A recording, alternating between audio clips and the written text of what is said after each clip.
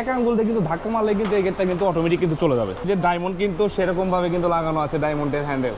আর এই যে দেখেন একটা পাল্লা স্লাইডিং হবে, আর একটা পাল্লা কিন্তু কবজা হয়ে কিন্তু খুলে যাবে। এই যে দেখেন একটা পাল্লা স্লাইডিং হবে এবং আরেকটা কিন্তু পাল্লা কিন্তু কবজা হয়ে খুলে যাবে। এই যে দেখেন। আর এই গেটের একটা বৈশিষ্ট্য হচ্ছে আরো একটু ভিন্ন, কারণ এই গেটের মধ্যে সচরাচর কিন্তু সবসময় আমরা কিন্তু 4 পাল্লা দিই।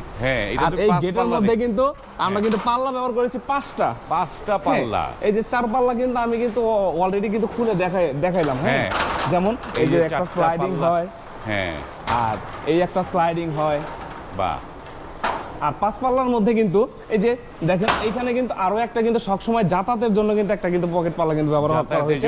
অনেক কোম্পানি কিন্তু এখানে কিন্তু আপনাকে এনামেল পেন দিবে, আমরা কিন্তু এনামেল পেন দিই। দেখেন এখানে কিন্তু একটা ফিনিশিং এর কিন্তু একটা ভাব আছে। এনামেল কালার এভাবে ঘষামালে এখানে গোলা হয়ে যাবে। আর এখানে কিন্তু আমরা ব্যবহার করেছি যেই কালারটা কিন্তু রোদে পুরে বৃষ্টিতে ভিজে বছরের পর বছর কিন্তু এগুলো কিন্তু রোদে বৃষ্টিতে ভেজার পরে কিন্তু এটা কিন্তু কিছু হয় না, সেই কালারটা কিন্তু আমরা এখানে ব্যবহার করেছি। যে কালারগুলো সচরাচর কিন্তু গাড়ির মধ্যে দেখা যায়, আর এই কালারটা কিন্তু আমরা এখানে ব্যবহার করি যেটাকে বলা হয় ডোকো পেন কালার। 6 মিলি প্লেট, 12 গেজের বক্স পাইপ এবং 14 গেজের বক্স পাইপ। আমরা যদি এই ক্যাটাগরিতে যদি কোনো ভাই যদি মালামাল নিতে চায় তাহলে প্রতি স্কোয়ার ফিট খরচ পড়বে মাত্র 1500 টাকা স্কোয়ার ফিট।